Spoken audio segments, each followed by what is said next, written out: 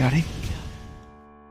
Midwest Whitetail is brought to you by Realtree, Hoyt Archery, Fuse Accessories, Muddy Outdoors, Frigid Forage, Trophy Rock, Scentmaster, Cabela's, Rocket Broadheads, Bloodsport Arrows, Redneck Hunting Blinds, Scott Archery, Woods Zero Turn Mowers, Scentlock, Deer Grow, Quiet Cat, Execute Scent Control, Non-Typical Wildlife Solutions, Yeti Coolers, and Nikon.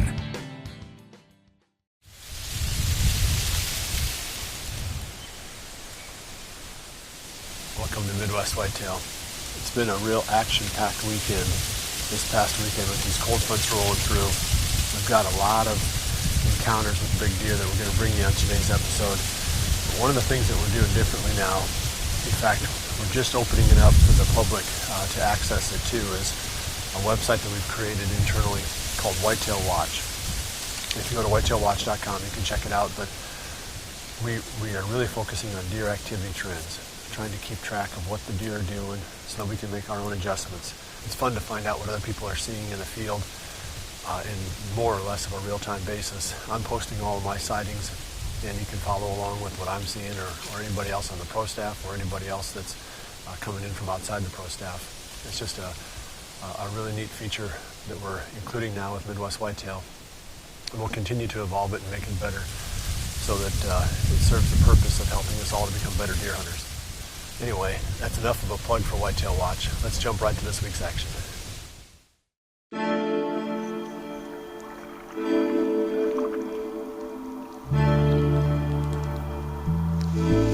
It's October 30th, and Jared and I just got settled in the stand out here on our public land river spot.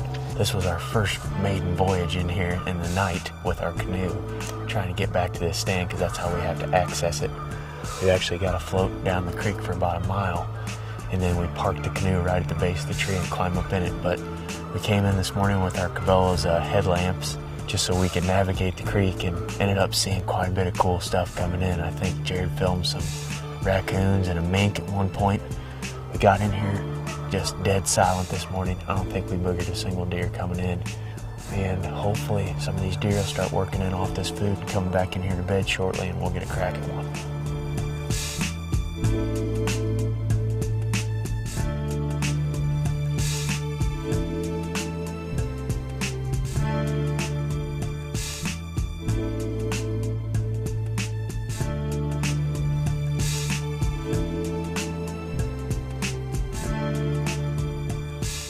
We made it back to the truck from our first river sit. The next day was Halloween, and we had a huge cold front coming in, so we decided to head to our thickest spot on the public ground, a stand that we call the hedge thicket. Well, it's Halloween, and if you're not in a tree, it's time to get in one because the rut is just starting, and we've got absolutely perfect weather today for it.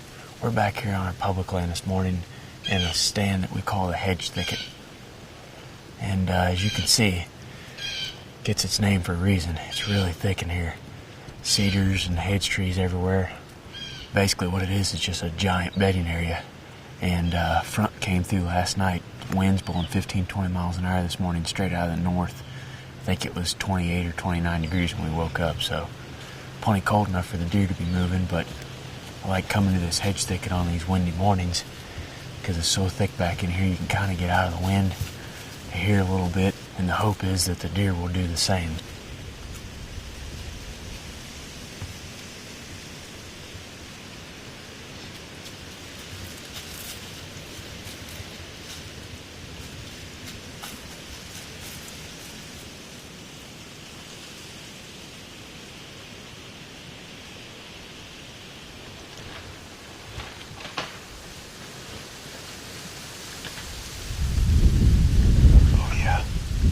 I see him. Get on him. Yep, they're going at it. Two real good bucks. Straight to the north.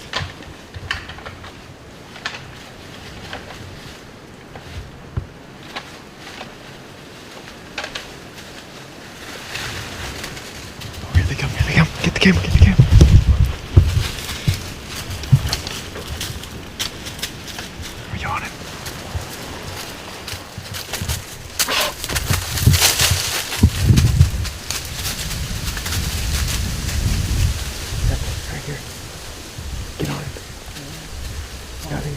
Got it?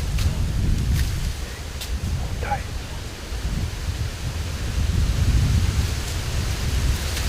Meh.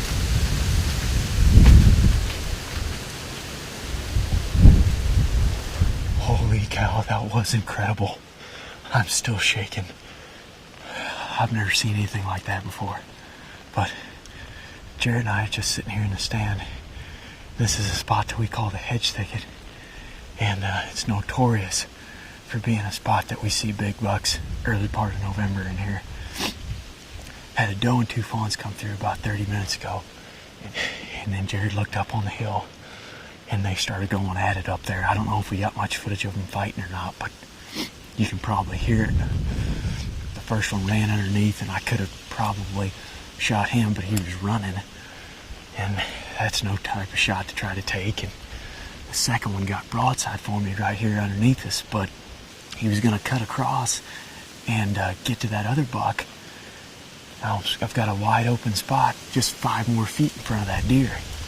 So I just held it. There was a few twigs right there. I mean, I could have possibly fed one through there, but it would have been kind of risky. Oh well, any way you look at it, that's pretty dang awesome. The public land is definitely pretty crazy today. October 31st, Halloween. Oh man, nothing like the rut. It's a tough pill to swallow not getting a shot at either one of those bucks when we had them that close, but it did give us an idea of where to go the next day. We headed right back to another one of my favorite stands located along the edge of a doe bedding area, and Zach and I had another incredible morning. I think we ended up seeing 7 or 8 different bucks and a pile of does. Those bucks were up on their feet, cruising through there, bumping does around.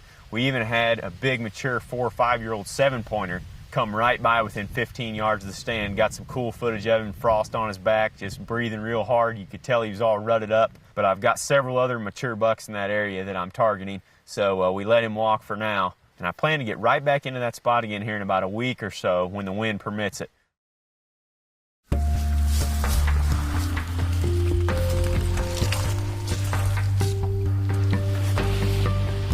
Well, we just got set up on our clover plot on our farm, and we were in here a week ago and had an encounter with Bingo. He's a buck that I just have my heart set on killing this year.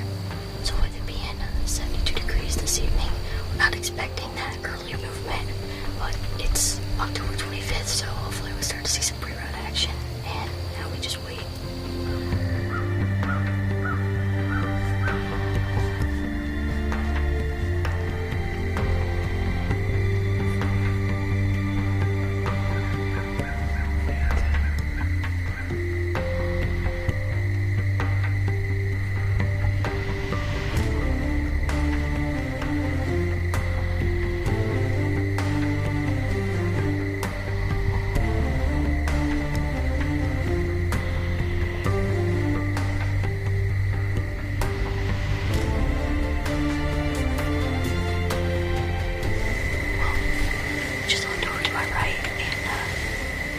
Saw a nice white rack, and to Bingo. Thought he was gonna come straight in, but he took off, walking to the right a little ways. Hopefully he'll pop out up here shortly.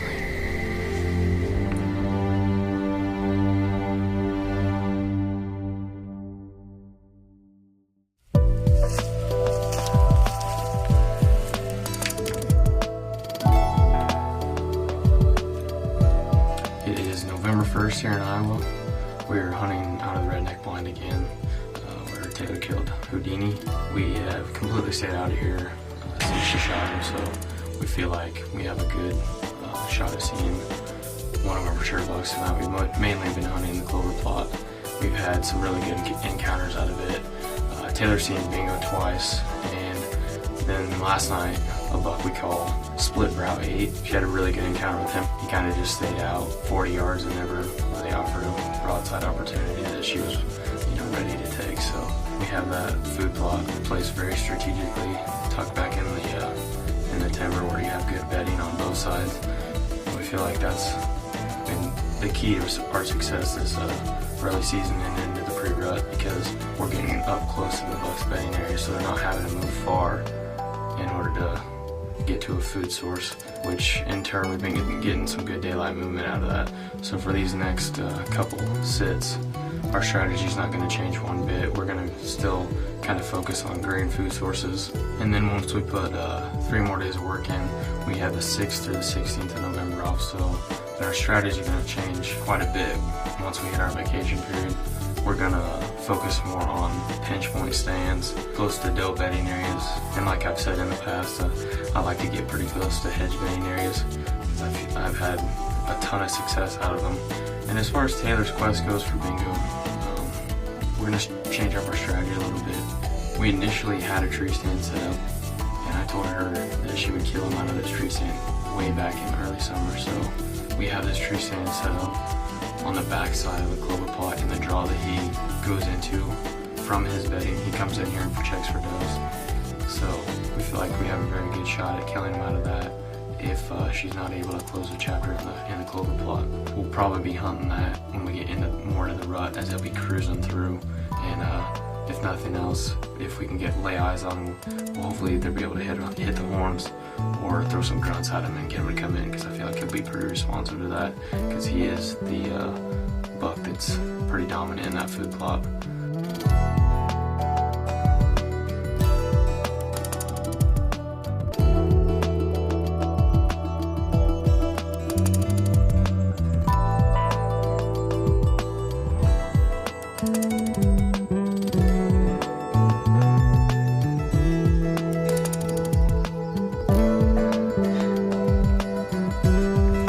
That's another exciting and cool encounter with the split brow 8 buck. Initially I thought he was 5, but after seeing him again tonight and getting a better look at him, I think he might be 4, so we'll let him have another year.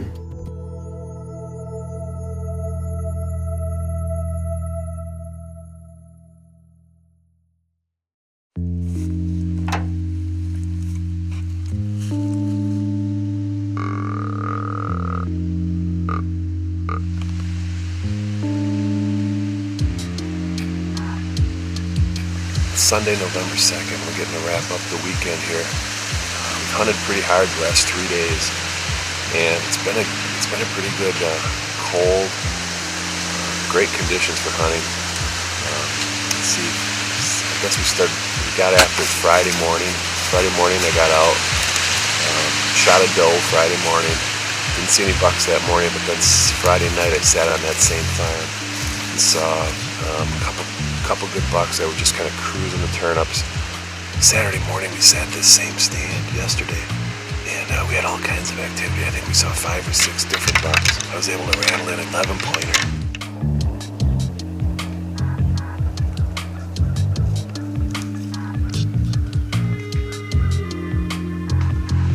He just looked young. He looked like a 3.5-year-old. We did see another older 8-pointer, just small racked guy. Yeah, they were cruising yesterday. And last night, we went up to where we hunted last November 7th. We had the success with the decoy. Well, the decoy worked perfectly again.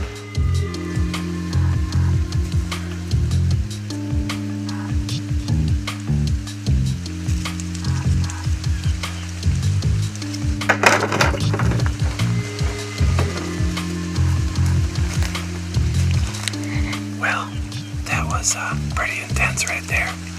We just had a big 8-point. It's a deer I've had on camera. Come in, crush the decoy. Now he's blowing down the hill.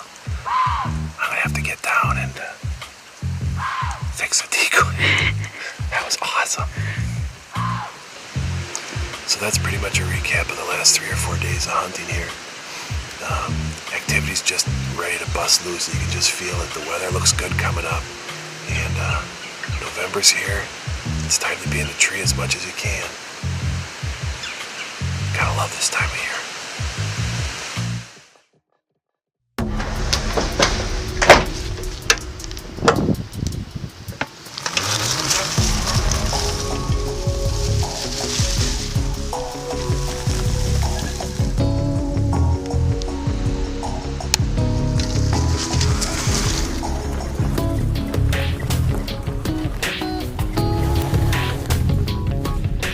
checking trail cameras right now because on the other side of this block of timber right here is where we've been doing most of our hunting. And that's where we think that Lucky is spending most of his time. The only problem is, it doesn't seem like there's any does over there.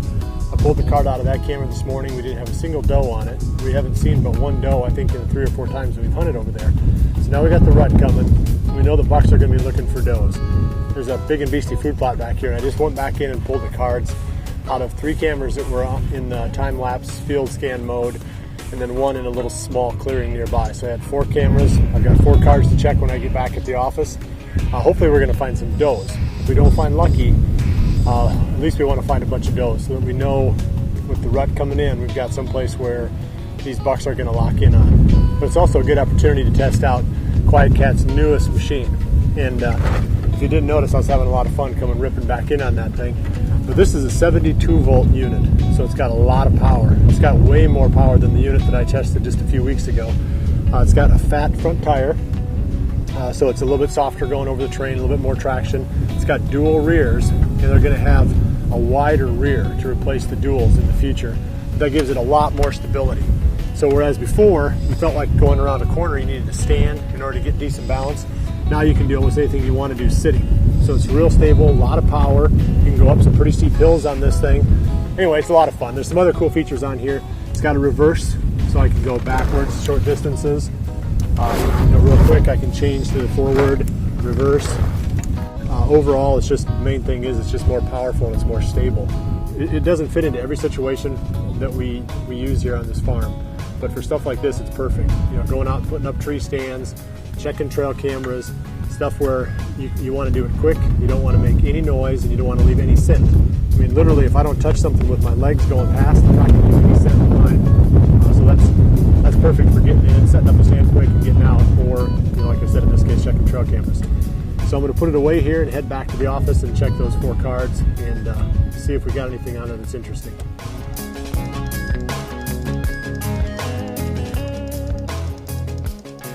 Pulled the cards off the cameras that run that big and beastie plot, and that seems to be where the action's at right now. I don't know if there's just a higher concentration of deer right there, or if the deer really focused on the greens right now. There's a buck that showed up in there. First off, there was a lot of does, so that tells us that we need to probably start shifting our efforts in that direction now with the rut rolling in. But there was a buck that showed up. I'll zoom in on him. 8-pointer with a big frame, and I didn't have any history with this deer, but Greg said that he recognized this deer from last year, not too far from this spot further down the valley. He thinks it's a 5-year-old deer dating back to some encounters that Mike Sawyer had a couple of years ago with the same buck. So I think that, there's no reason not to shoot that deer too if he comes by. We're seeing some daylight activity among bucks on the big and beastie. Lots of does there. Shifting gears and going back to where we're hunting on the other side of this block of timber, we're just not seeing that much activity, and we're hunting on the corn. So take it for what it is. I'm not sure what that means, but we're definitely going to be moving in that direction. Well, thanks for joining us this week. As you've seen, we're into a lot of good bucks, and I'm sure that it's just a matter of time now before some of these deer are going to be wearing tags. And I'm sure it's the same thing where you're at. They're just this time of the year, every day, you just generate more and more momentum as we head into the best days of the rut. Don't forget to check out whitetailwatch.com. You can keep track of a lot of the action right there. Well, I appreciate you joining us. We'll see you right back here again next week for the next episode of Midwest Whitetail. And remember to always dream big.